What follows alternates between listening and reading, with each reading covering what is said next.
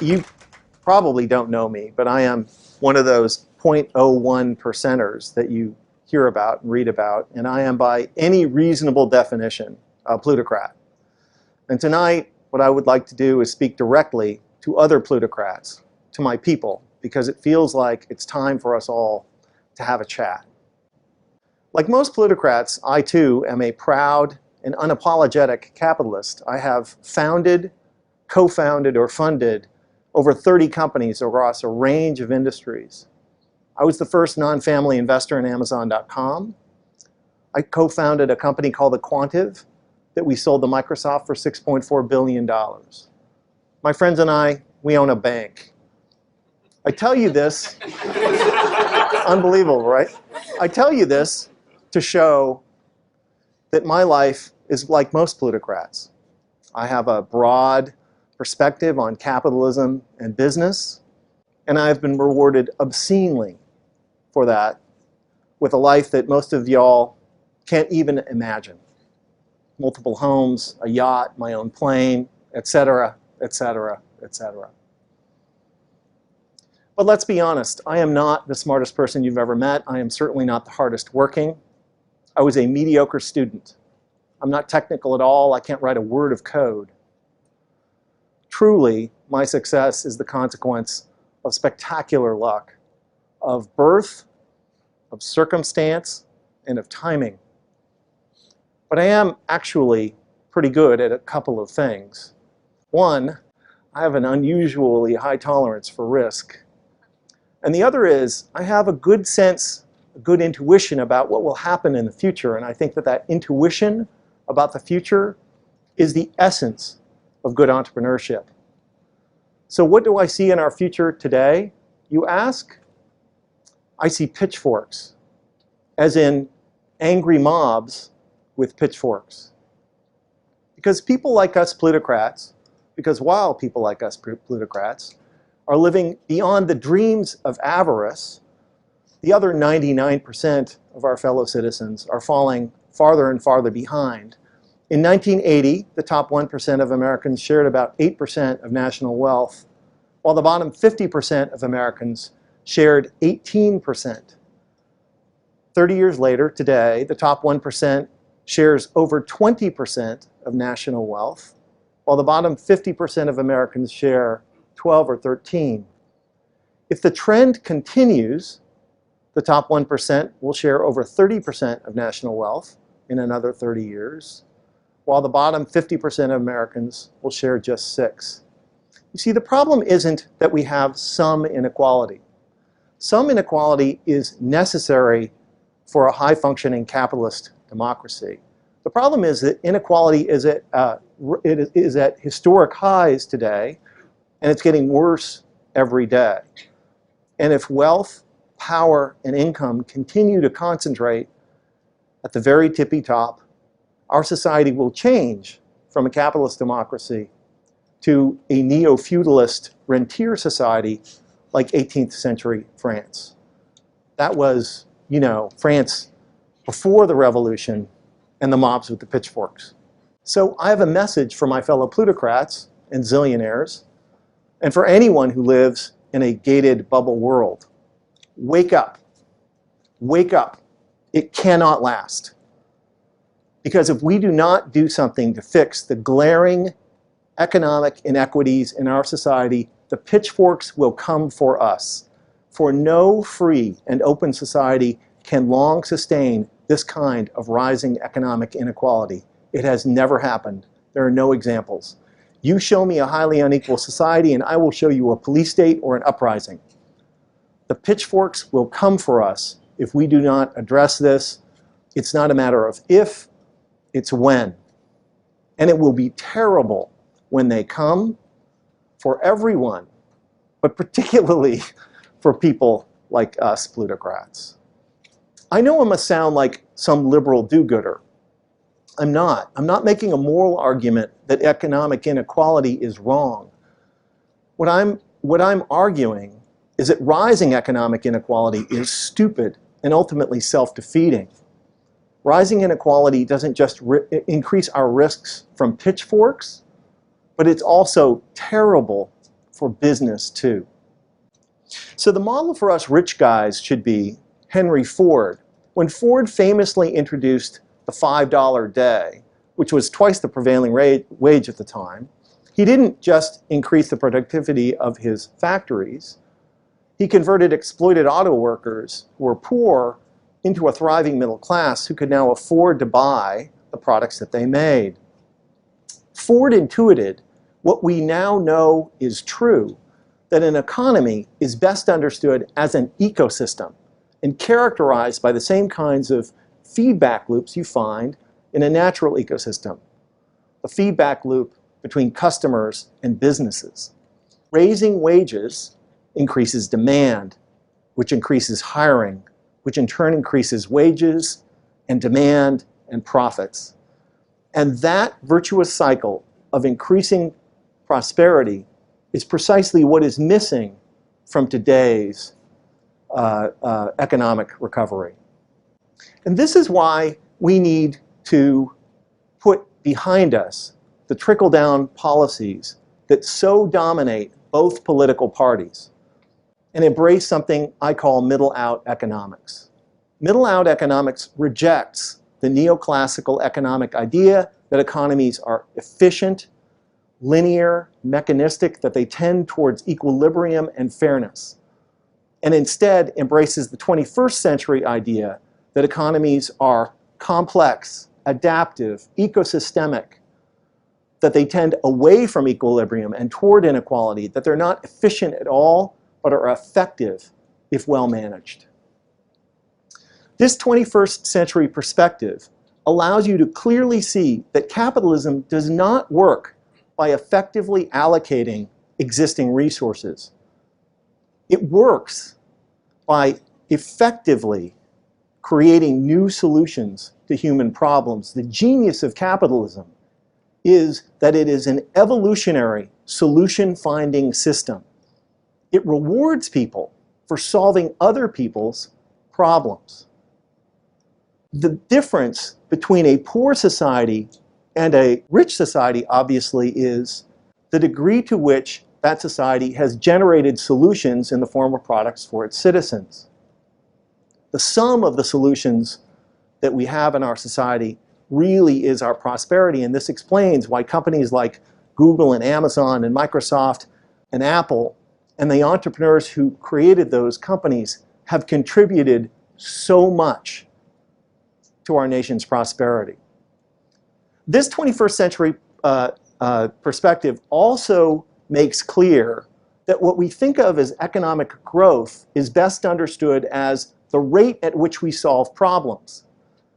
But that rate is totally dependent upon how many problem solvers, diverse, able problem solvers we have, and thus how many of our fellow citizens actively participate, both as entrepreneurs who can offer solutions and as customers who consume them. But this maximizing participation thing doesn't happen by accident. It doesn't happen by itself. It requires effort and investment, which is why all highly prosperous capitalist democracies are characterized by massive investments in the middle class and the infrastructure that they depend on. We plutocrats need to get this trickle-down economics thing behind us. This idea that the better we do, the better everyone else will do. It's not true. How could it be? I earn 1,000 times the median wage, but I do not buy 1,000 times as much stuff, do I? I actually bought 2 pairs of these pants, what my partner Mike calls my manager pants. I could have bought 2,000 pairs, but what would I do with them? How many haircuts can I get? How often can I go out to dinner? No matter how wealthy a few plutocrats get, we can never drive a great national economy. Only a thriving middle class can do that. There's nothing to be done, my plutocrat friends might say. Henry Ford was in a different time. Maybe we can't do some things. maybe we can do some things. On June 19th, 2013, Bloomberg published an article I wrote called "The Capitalist Case for a $15 Minimum Wage." The good people at Forbes magazine, among my biggest admirers, called it Nick Hanauer's near insane proposal. And yet, just 350 days after that article was published, Seattle's Mayor Ed Murray signed into law an ordinance raising the minimum wage in Seattle to $15 an hour, more than double what the prevailing federal $7.25 rate is. How did this happen? Reasonable people might ask. It happened because a group of us reminded the middle class that they are the source of growth and prosperity in capitalist economies. We reminded them that when workers have more money, businesses have more customers and need more employees. We reminded them that when businesses pay workers a living wage, taxpayers are relieved of the burden of funding the poverty programs like food stamps and medical assistance and rent assistance that those workers need. We reminded them that low-wage workers make terrible taxpayers, and that when you raise the minimum wage for all businesses benefit, yet all can compete. Now, the orthodox reaction, of course, is raising the minimum wage costs jobs, right? Your politicians always echoing that trickle-down idea by saying things like, well, if you raise the price of employment, guess what happens? You get less of it. Are you sure? Because there's some contravening evidence. Since 1980, the wages of CEOs in our country have gone from about 30 times the median wage to 500 times. That's raising the price of employment. And yet, to my knowledge, I have never seen a company outsource its CEO's job, automate their job, export the job to China. In fact, we appear to be employing more CEOs and senior managers than ever before. So too for technology workers and financial services workers who earn multiples of the median wage, and yet we employ more and more of them. So clearly, you can raise the price of employment and get more of it. I know that most people think that the $15 minimum wage is this insane, risky economic experiment. We disagree.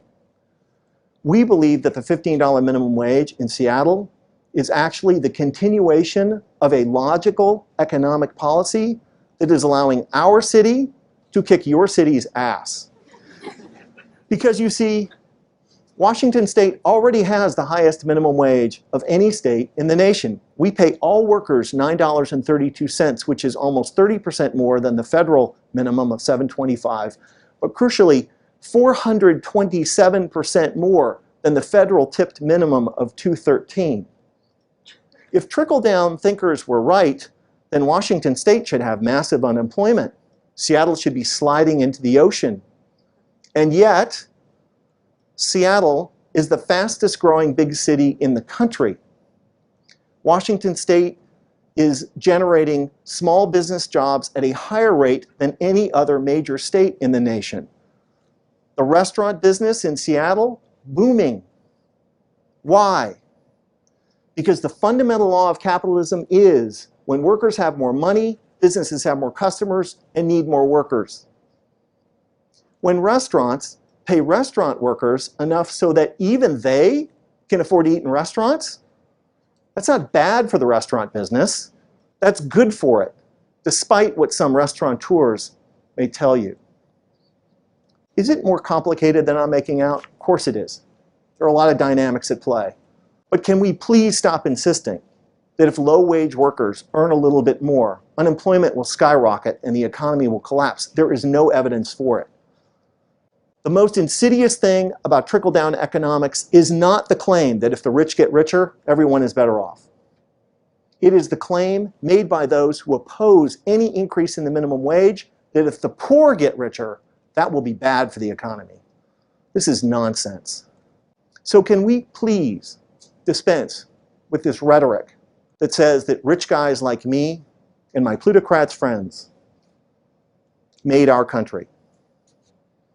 We plutocrats know, even if we don't like to admit it in public, that if we had been born somewhere else, not here in the United States, we might very well be just some dude standing barefoot by the side of a dirt road selling fruit.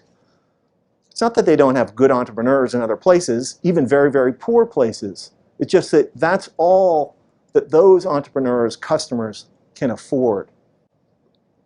So here's an idea for a new kind of economics, a new kind of politics that I call new capitalism.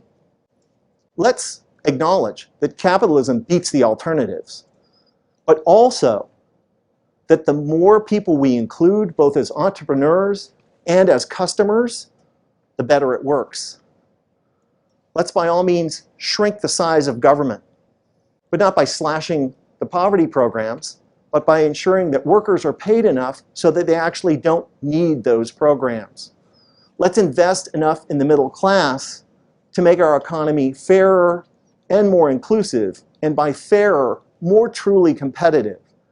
And by more truly competitive, more able to generate the solutions to human problems that are the true drivers of growth and prosperity.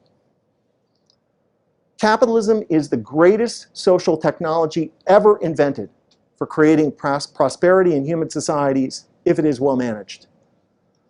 But capitalism, because of the fundamental multiplicative dynamics of complex systems, tends towards, inexorably, inequality, concentration, and collapse. The work of democracies is to maximize the inclusion of the many in order to create prosperity, not to enable the few to accumulate money. Government does create prosperity and growth by creating the conditions that allow both entrepreneurs and their customers to thrive. Balancing the power of capitalists like me and workers isn't bad for capitalism, it's essential to it. Programs like a reasonable minimum wage, affordable health care, paid sick leave, and the progressive taxation necessary to pay for the important infrastructure necessary to the middle class, like education, R&D. These are indispensable tools shrewd capitalists should embrace to drive growth, because no one benefits from it like us. Many economists would have you believe that their field is an objective science. I disagree. And I think that it is equally a tool that humans use to enforce and encode our social and moral preferences and prejudices about status and power. Which is why plutocrats like me have always needed to find persuasive stories to tell everyone else about why our relative positions are morally righteous and good for everyone. Like, we are indispensable, the job creators, and you are not. Like, tax cuts for us create growth, but investments in you will balloon our debt and bankrupt our great country. That we matter, that you don't. For thousands of years, these stories were called divine right. Today, we have trickle-down economics. How obviously, transparently self-serving all of this is. We plutocrats need to see that the United States of America made us, not the other way around. That a thriving middle class is the source of prosperity in capitalist economies, not a consequence of it. And we should never forget that even the best of us, in the worst of circumstances, are barefoot by the side of a dirt road selling fruit. Fellow plutocrats, I think it may be time for us to recommit to our country, to commit to a new kind of capitalism which is both more inclusive and more effective. A capitalism that will ensure that America's economy remains the most dynamic and prosperous in the world. Let's secure the future for ourselves, our children, and their children. Or alternatively, we could do nothing. Hide in our gated communities and private schools, enjoy our planes and yachts. They're fun. And wait for the pitchforks. Thank you.